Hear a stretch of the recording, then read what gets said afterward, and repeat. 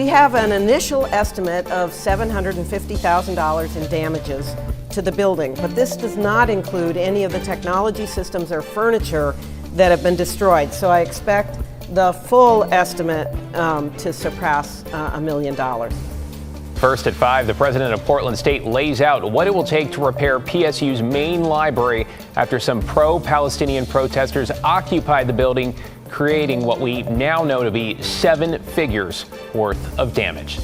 Thanks for joining us. I'm David Mulco. President Ann Cudd got a closer look at the cleanup today and talked about the road forward, especially when it comes to the students accused of wrecking a critical building on campus. Let's get right to John Adams live at Portland State. And John, there is also that tricky question of insurance.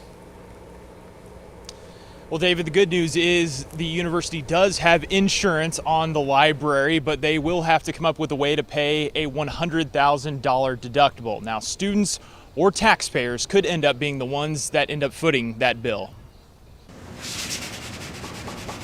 As the graffiti slowly gets scrubbed away inside Portland State's Millar Library, University President Ann Cudd continues to grapple with what took place inside 2 weeks ago.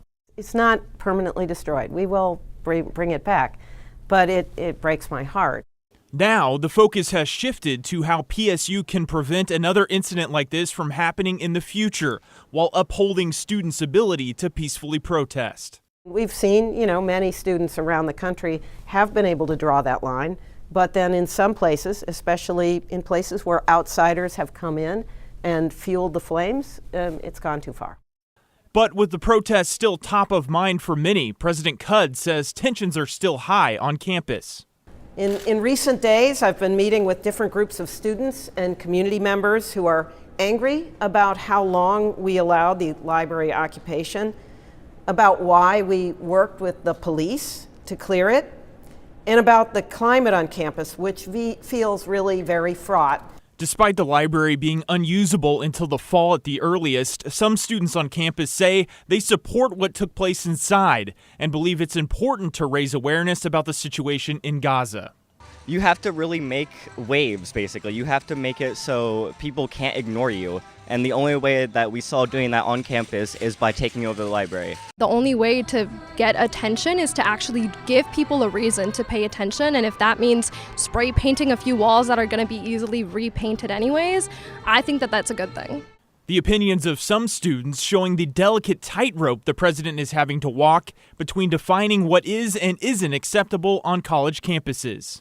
We will continue to uphold the right to free speech and peaceful dissent on campus, while also enforcing our campus policies about hate, trespassing, and property damage.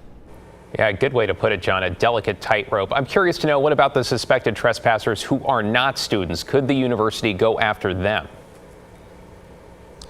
Well, David, the president was asked that very question today, and she said that they hadn't gotten to that point yet where they were considering that, but said that question is an interesting one and maybe something they would think about in the future. David? That certainly is. We'll see what happens there. John Adams.